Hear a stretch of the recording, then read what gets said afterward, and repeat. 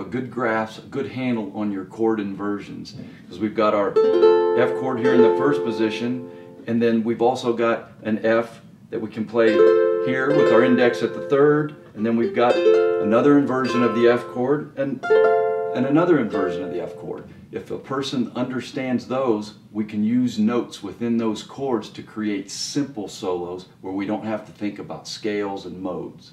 We're talking about the chord inversions as far as, just taking your time and learning them slowly. Grab the first one and then get used to playing that second inversion, and maybe go back and forth until you're comfortable with knowing where they're at. And then once you know where they're at and you can mix them up, then we can start to look at, okay, what are the notes within those that'll work with my particular chord progression. And in this case, in the key of C, we're talking about a chord progression that starts on F, C, and then 2 measures of G.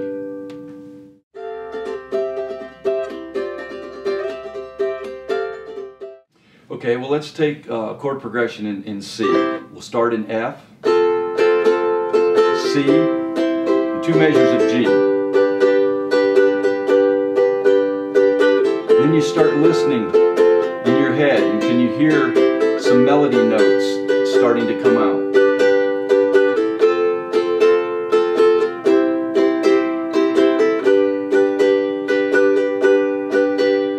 And then what you want to do is loop that. Get some software on your computer and loop that progression over and over again. Listen for those notes, and then we can start applying the notes from the chord inversions that you've learned. We can apply those to create a nice melodic simple solo. Okay, so let's go ahead and play this chord progression slowly, and as I mentioned before, if you've got a looper, just let it loop and then start playing. But for me, I'm fortunate enough to have a human looper, and so we'll go ahead and play the progression slowly. 1, 2, 1, 2, 3, 4.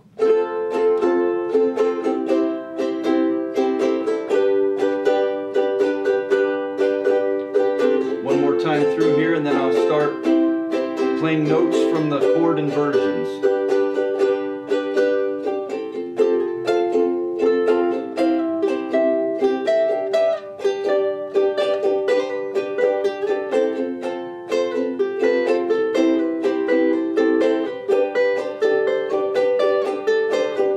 Time.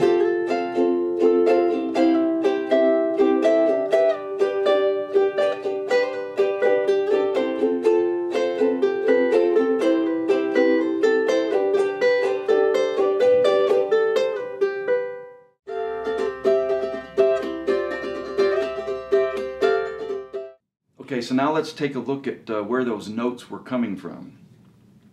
Okay, our first chord in the progression is an F. And we've got this F inversion, here's the second one, and then we've got this one. So what we're doing is we're sliding up to these 2 notes within that F inversion, and then our next chord is we're switching to the C chord. And the C chord, we have our open C, we've got our bar C here, and then we've also got C up here, and we have an open C here. So I'm choosing these 2 notes within that C for another voicing of a C chord. So that's from F down to C, and now we're going to move down to G. And our G chord, we can reach our little finger out because here's our G inversion. So we're sliding from the C down to the G and using those notes. And the G is 2 measures. So then we're just doing a little hammer on and some sliding out of the G chord.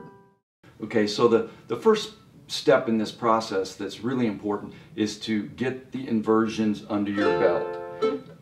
Learn those chord inversions for the different chords, and it's going to make this process a lot easier. And then get those chord progressions recorded, get them looped to where you can start thinking of those melody notes in your head.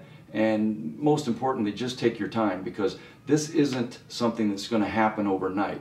I mean, it is a process, and if implemented, just take your time and you should get some results. So good luck.